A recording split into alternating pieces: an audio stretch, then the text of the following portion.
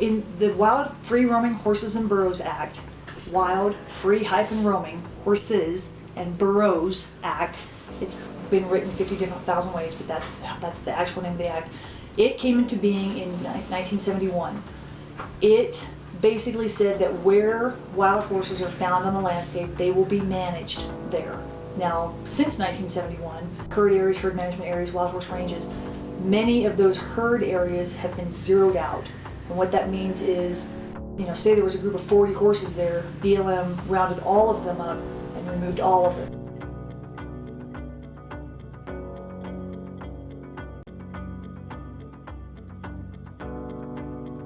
BLM found a group of wild horses in the Spring Creek Basin. There were also 2 other herds around here. In about the early to mid 80s, the public basically came to BLM and said, we want you to close 2 of these herd areas and have horses just in Spring Creek Basin. So that became Spring Creek Basin Herd Management Area. A management plan was written, so that's called a Herd Management Area Plan, an HMAP. And within that designates Spring Creek Basin as a place where wild horses can be managed. Most of the horses you see here were either born or have been captured and sold, have been bought back, and are now living freely on the range.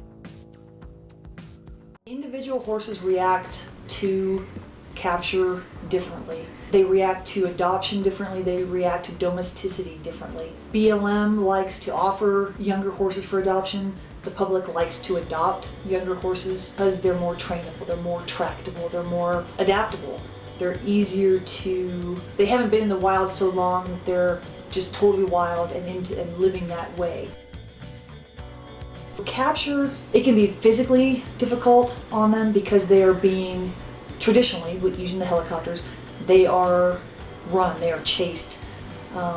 Most BLM herd management areas are in very rough country, so there's a lot of rocks, there's cliffs, there's fall-offs, there's arroyos. Most herd management areas are fairly large.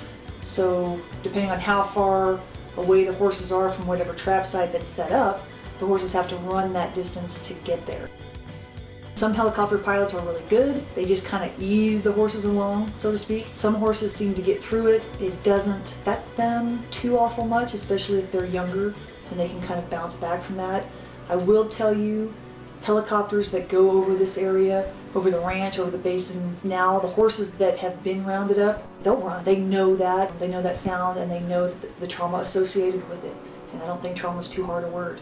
ATVs, horses, the Mustangs don't like the ATVs either. They're kind of used to it on the sanctuary now because I use the ATV sometimes, especially when it's muddy, when it's rained, to get out on the ranch to check them, but they don't like it. They'll hear it, and a lot of times they'll be running before I crest a rise to even have seen them. It can affect them hugely, being captured, especially by the helicopter. We have not done bait trapping here yet. I don't have any experience. We're hoping, based on friends I have who have done it. PZP, that's the fertility control vaccine. That helps protect them by keeping them. There's kind of a phrase that's become very popular in the last few years, and it's called "Keep the Wild Horses Wild." And what that means is managing them on their home ranges, managing them in the wild instead of using as a management tool roundup and removal.